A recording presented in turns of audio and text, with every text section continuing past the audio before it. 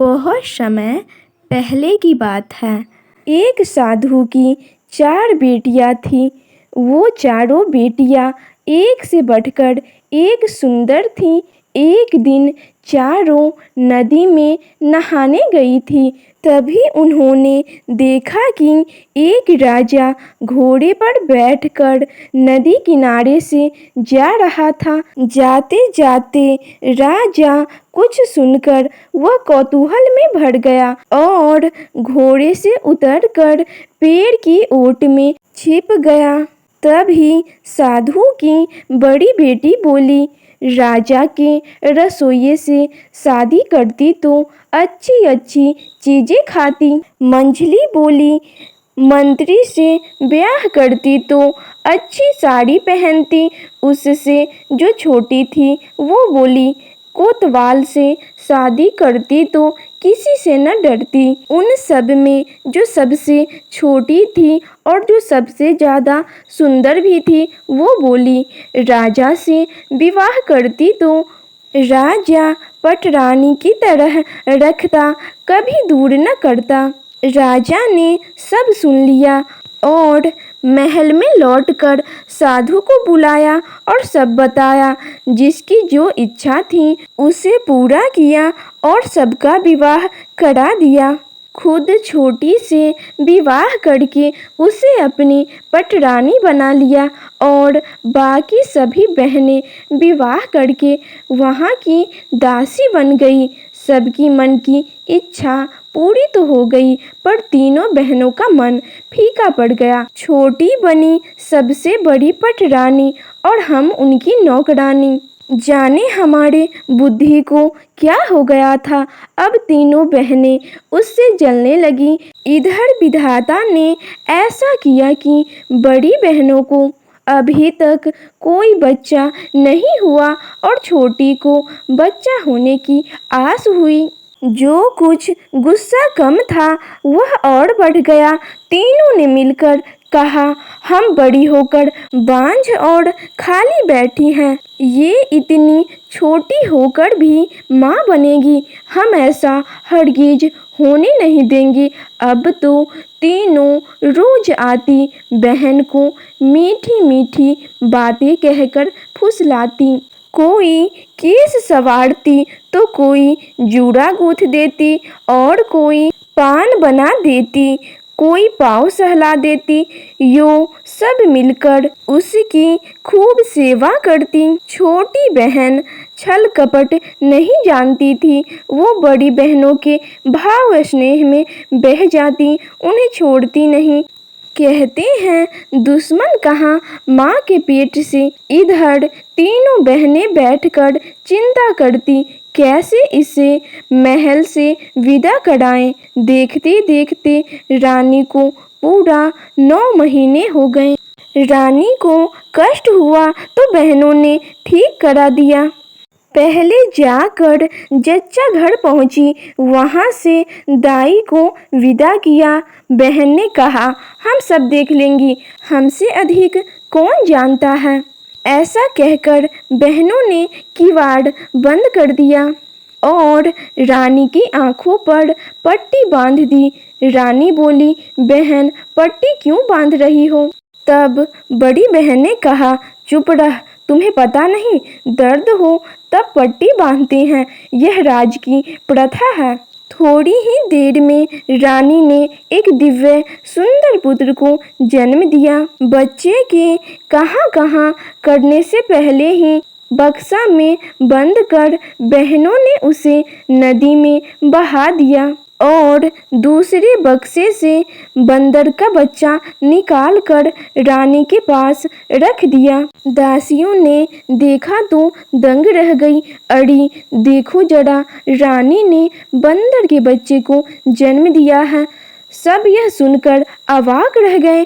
आदमी कभी बंदर को जन्म दे सकता है भला। पूरे राज दरबार में खुसुर फुसुर होने लगी। तभी दासियों ने कहा, महाराज, रानी ने बंदर के बच्चे को जन्म दिया है। यह जानकर शर्म से राजा का सिर झुक गया और राजा चुप रह गए। ऐसे ही कुछ समय बीत गया। फिर रानी को दोबारा आस हुई। बहनों ने आकर दर्द संभाला, दासियों को फिर से विदा कर दिया। इस बार फिर रानी को एक दिव्य सुंदर पुत्र हुआ। एक बहन ने उसे बक्सा में रखकर नदी में बहा दिया। इस बार बिल्ली के बच्चे को लाकर रख दिया। राजा ने सुना तो बहुत चिंतित हो गए। फिर तीसरी बार आस हुई। अब की बार रानी ने एक सुंदर बेटी को जन्म दिया। कूटनीति करके बहनों ने उसे भी बहा दिया। अब की बार कुत्ते के पिल्ले को सुला दिया। चारों ओर बात फैल गई। अब आदमी के भी जीव जंतु पैदा होने लगे। राजा के कान में बात गई तो राजा सोचने लगा, ये असुरनी है, इसे पटरानी बनाकर इतने ठाठ बाट से रखा है। अगर ये असुरनी न होती तो कुत्ते, बंदर और बिल्ली पैदा करती।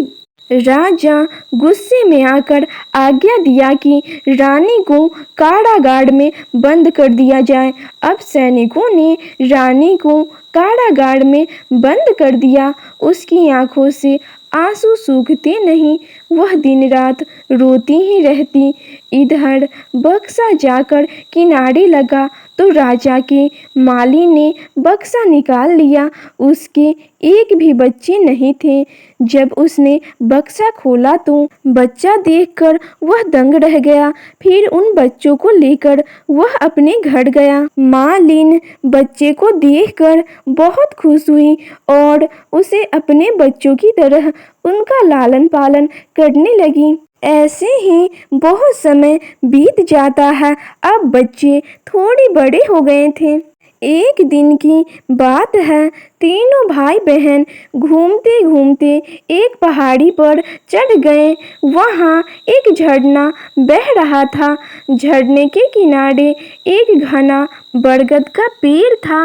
उसके नीचे एक ऋषि तप कर रहे थे और एक साथ कई रंग के पक्षी ऋषि के पास बैठे थे। वो पक्षी देखकर बड़े राजकुमार को बहुत पसंद आ गया और वह जैसे ही पक्षी को पकड़ा वह पत्थर का हो गया। छोटे भाई ने भी वैसा ही किया, वह भी पत्थर का हो गया। राजकुमारी ये सब देखकर बहुत डर गई और कोई उपाय न देखकर ऋषि के चरणों में गिरकर रोने लगी।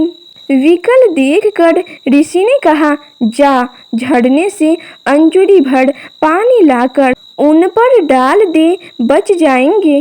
तब जाकर पक्षी से क्षमा मांगना, तुम्हारा बहुत उपकार करेगा। राजकुमारी ने वैसा ही किया। अब तीनों भाई बहन पक्षी के चरणों में गिरकर क्षमा मांगने लगे। तब पक्षी उड़कर राजकुमारी के हाथ पर बैठ गया।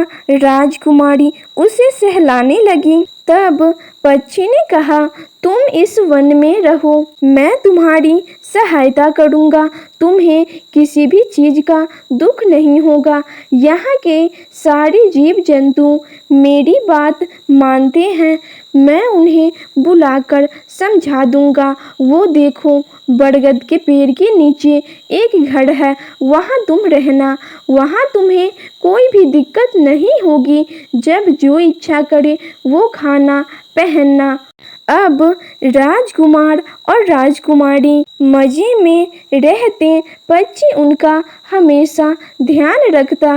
बाघ, सिंह, सियार भी सब उनकी रक्षा करते। वन में फल वगैरह खाते और हंसी खुशी घूमते। अब बच्चों के दिन चैन से कटने लगे। इधर राजा को एक दिन शिकार करने का मन हुआ तो वह वन में चल दिए, लेकिन उन्हें एक भी शिकार न मिला। तो राजा थक कर एक पेड़ के नीचे बैठ गए। तभी राजकुमार खेलते हुए उधर से निकले। वन में ऐसा सुंदर बालक कहाँ से आए? राजा अचंभे से भरकर देखने लगा। देखते देखते राजा को रोमांच हो गया और आंखों से आंसू बहने लगे। दोनों को पास बुलाया और गोद में बिठाया। किसके बेटे हो? हम माली की संतान हैं। वन में एक पक्षी हमारा साथी है।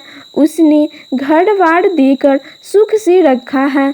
माली के चांद से बेटे, पर मेरे भाग्य में कुत्ता बिल्ली। राजा यह सोचकर बहुत दुखी हुए और फिर से रो पड़े। राजा का दुख देख उन्होंने समझाया और पूछा, किधर आए हैं? शिकार पर आया हूँ। एक भी शिकार नहीं मिला और शाम भी होने वाली है। राजकुमारों ने कहा, आप मेरे घर चलिए, मैं अपनी बहन से मिलवाऊंगा। इधर बहन ढेर सारे पकवान बनाकर भाइयों की राह देख रही थी। आज इतनी देर कहाँ की? तो भाइयों ने राजा को दिखाकर सब बताया। बहन पानी लाकर रखी, पाँव धोए और खाने की जगह पर बुलाया। राजा वह अद्भुत भोजन खाकर बोले, ऐसा स्वादिष्ट खाना मैंने अपने जीवन में कभी नहीं खाया। पक्षी ने कहा, यह पकवान तो कुछ भी नहीं है। एक बार लंका के राजा ने मुझे निमंत्रण दिया तो वहां जाकर मैंने मानिक मोती की सब्जी बनाई। वह चखते तो इसे हटा देते। पक्षी की बात सुनकर राजा हंसने लगे और बोले, तुमने पसंद की बात नहीं की। मानिक और मोतियों की सब्जियां होती है क्या? तब पक्षी ने कहा, कुत्ते, बिल्ली और बंदर आदमी जन्म दे सकते हैं क्या? यह तो मान गए। मेरी बात हंसी में उड़ा दी। सुनकर राजा अवाक रह गए। मेरे घर की बात इस पक्षी ने कैसे जानी? पक्षी ने कहा, मैं सब जानता हूँ महाराज। तब राजा पक्षी के चरणों में गिरकर विनती करने लगे। तब पक्षी ने सारी कहानी कह सुनाई। कहानी सुनकर राजा को अपनी करनी पर बड़ा पश्चाताप हुआ और अपने बेटों को लेकर घर गए। रानी को बंदीशाला से छुड़ाया गया और तीनों बहनों के आगे उसे नए गहने वस्त्र पहनाए और सोने की डोली में बिठाया। रानी ने गोद में चांद से बेटी को लिया। इधर राजा की आज्ञा से सैनिकों ने तीनों बहनों की चोटी काटकर उनका मुंह काला कर गांव में ढिंढोरा पीटकर घुमाया और साथ ही उन तीनों को डायन भी घोषित कर दिया गया। और आखिर में गड्ढे के नीचे तीनों बहनों को गाड़ कर ऊपर से कांटे का पेड़ लगा दिया गया। अब राजा रानी और उनके बच्चे खुशी खुशी रहने लगे। तो आपको यह कहानी कैसी लगी कमेंट सेक्शन में ज़रूर बताइएगा। और अगर आप हमारे चैनल पे पहली बार आए हैं तो चैनल को सब्सक्राइब करना मत भूलिएगा एंड वीडियो को अपने दोस्तों के साथ शेयर करना भी मत भूलिएगा। और अभी तक आपने वीडियो को लाइक नहीं किया है तो लाइक भी कर दीजिए। तो मिलते हैं नेक्स्ट वीडियो में, तब तक के लिए thanks for watching this video.